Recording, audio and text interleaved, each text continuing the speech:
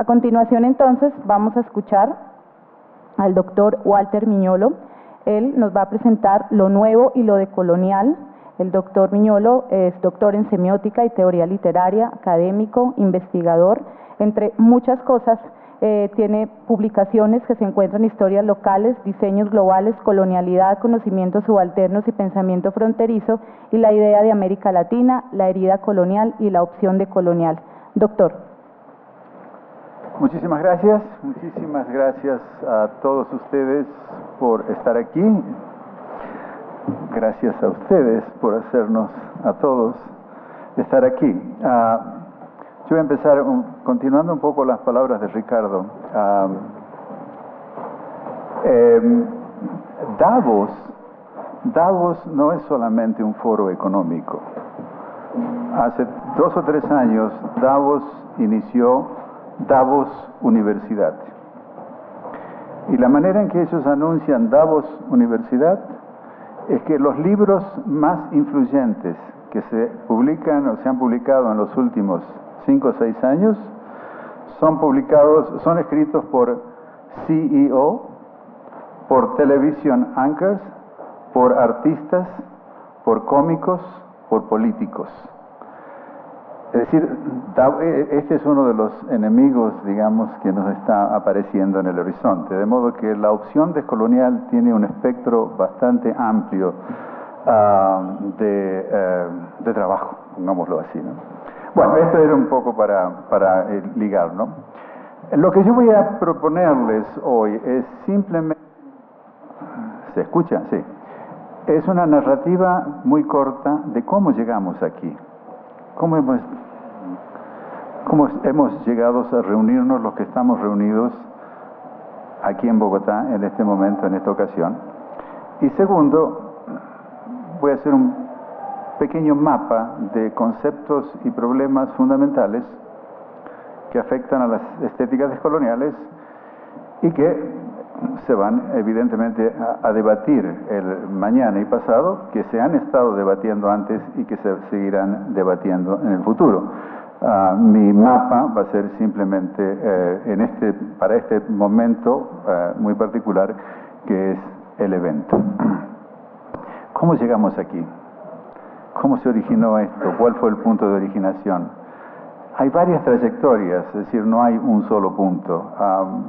En la medida en que uno de los conceptos fundamentales es colonialidad, descolonialidad, yo diría que esa trayectoria empezó hace varios años ya, una década, a finales del siglo pasado, cuando grupos de gente empezamos a trabajar con el concepto de colonialidad introducido por Aníbal Quijano. No voy a abundar mucho aquí en Colombia, en Bogotá, porque estas cosas se conocen bastante. Segundo, la Universidad de Quito y el doctorado que inició también hacia el 2000, Catherine Walsh.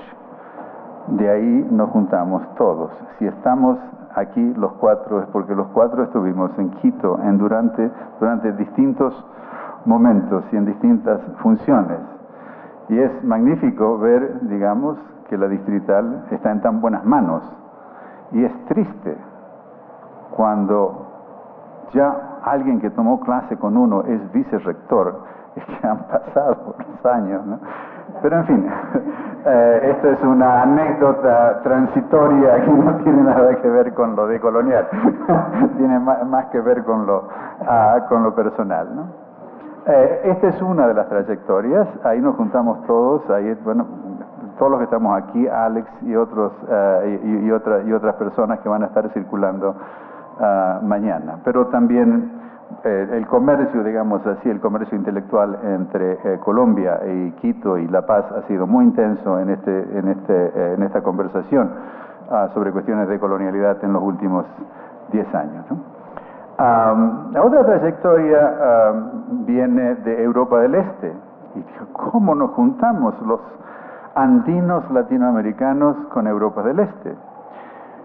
Bueno, porque Europa del Este tiene más contactos quizás con la situación colonial en América del Sur y el Caribe que con la Europa del Oeste. O sea, la ex Europa del Este con la ex Europa del Oeste, como aprendimos de Marina Krishni, y la ex-Europa del Oeste es lo que es hoy la Unión Europea. Otra de las trayectorias viene de la latinidad, y aquí está Dalida Benfield, Pedro Lasch.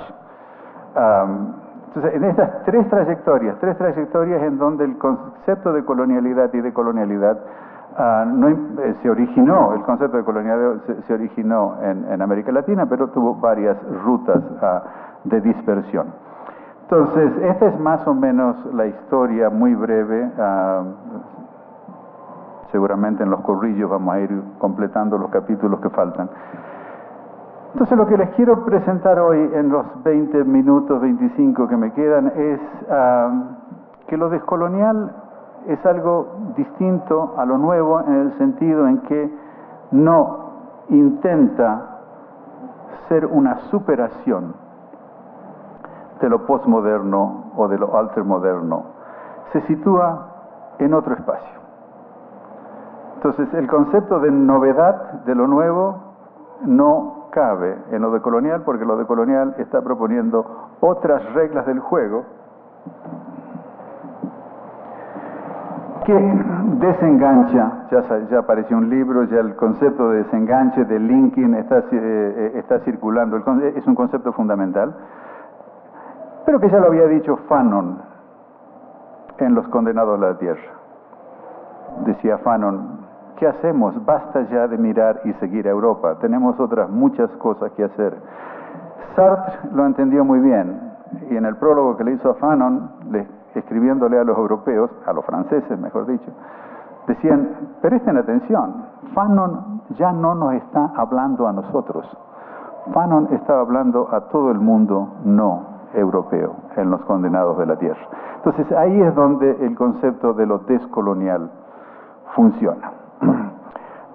Donde hay que ubicarlo y donde hay que entenderlo. Digamos entonces, para el primer trazado del mapa, que hay tres tipos de crítica a la modernidad. Hasta hace poco concebíamos solamente una: el posmodernismo, el postestructuralismo y la crítica eurocentrada.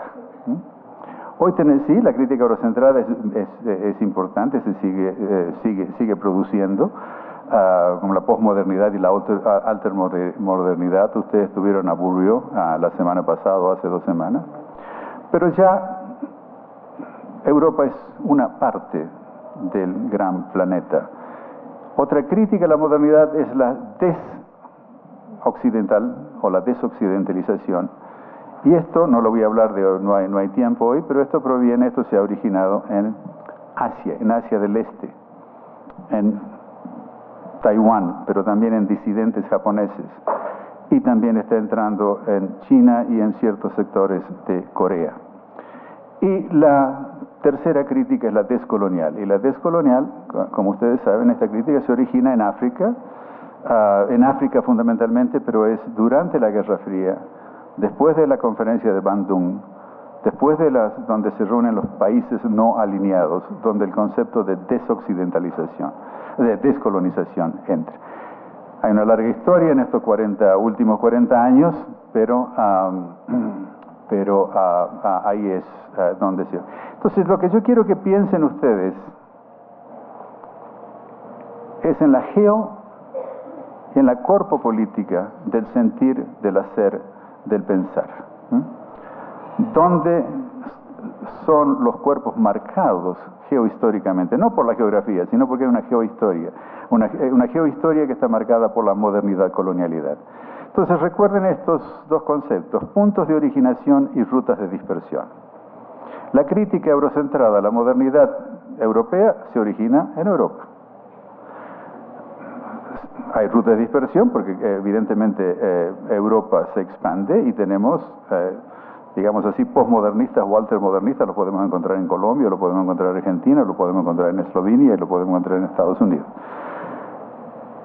El punto de originación de la desoccidentalización es, como le dije, Asia del Este. Ahí también lo podríamos trazar, si tuviéramos tiempo, en lo que se llama el Medio Oriente. Y el punto de originación de lo descolonial, como dije, es el que ya mencioné. África y el tercer mundo. Ahora bien, ¿qué tienen en común la diversidad de críticas descoloniales? Ya para dejar la desoccidentalización y la altermodernidad, la posmodernidad, ya la ubicamos más o menos en el mapa. ¿Qué es lo que tienen en común las diversas críticas descoloniales en sus rutas de dispersión? Que pueden ser aquí, pueden ser en África, pueden ser incluso en Taiwán, porque también en Taiwán están hablando de descolonización, o en Europa del Este, cuando empiezan a hablar de descolonización. Yo creo que el punto en común, y esto explica un poco lo que van a ver ustedes se van a preguntar qué hacen juntas en la misma muestra estas cosas. Entonces, este es un problema que le presentamos a ustedes. Entonces, el punto que tienen en común es el tener que confrontar o aceptar asimilación o distintos tipos de confrontación. Aquello cuyo punto de originación surgió de historias locales en las que no estamos y biográficamente inscriptas, a no ser que haya aquí alguien que ha sido nacido y formado en Francia o en Estados Unidos, pero también de familias y de tradiciones francesas. No quiero entrar aquí en una especie de política identitaria, pero sí quiero dar importancia a la relación que hay entre lo que el cuerpo siente y lo que la mente piensa. Entonces, lo que tenemos en común nosotros con gente de India o de Taiwán o de Europea del Este o con los chicanos latinos en Estados Unidos es lo que en otra parte se llama la herida colonial. La sentimos, hay escalas, la sentimos de distinta manera, unos estamos más heridos que otros, pero la herida colonial nos afecta. ¿Por qué? Porque la herida colonial lo que hace es trabaja sobre la dignidad humana, haciendo a las personas inferiores o no tan iguales como se supone cuando se dice que todos somos iguales por nacimiento. Somos todos iguales por nacimiento, pero al poco de andar ya empezamos a caminar el camino de los desiguales porque el mapa ya está trazado. Entonces es en este esquema donde la descolonialidad y las geopolíticas del sentir y del pensar y del hacer son importantes en la medida en que están creando otros espacios. Ya no es solamente la crítica europea la que cuenta como crítica universal, sino que son críticas que se están gestando en otros espacios, y esos son los espacios, digamos así, de las historias coloniales. Y las historias coloniales no tienen nada que ver con, no es solamente la colonización de aquellos espacios allí.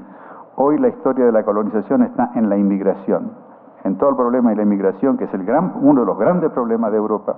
El otro es un problema económico, están relacionados. Es el gran problema de Europa la inmigración, es el gran problema de Estados Unidos la inmigración. Entonces ustedes ven ahí cómo la cuestión de la colonialidad y la decolonialidad no es simplemente la colonización allí, sino las repercusiones globales, ¿no?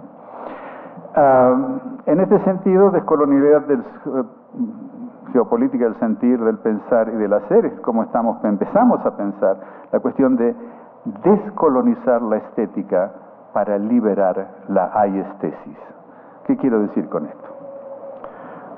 Si ustedes han leído la poética de Aristóteles en la escuela secundaria o en el primer año de universidad, ustedes habrán notado que Aristóteles no usa la palabra aiestesis en la poética.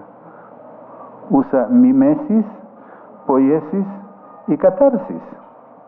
¿Y cómo es que aiestesis dio lugar a la estética? Esto es una invención del siglo XVIII.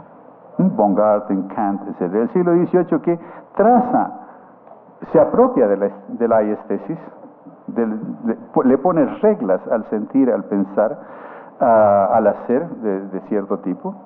Y esa es, digamos, la estética moderna que luego los posmodernistas critican, y que los altermodernistas critican, los posmodernistas critican los modernistas, etc., ¿no?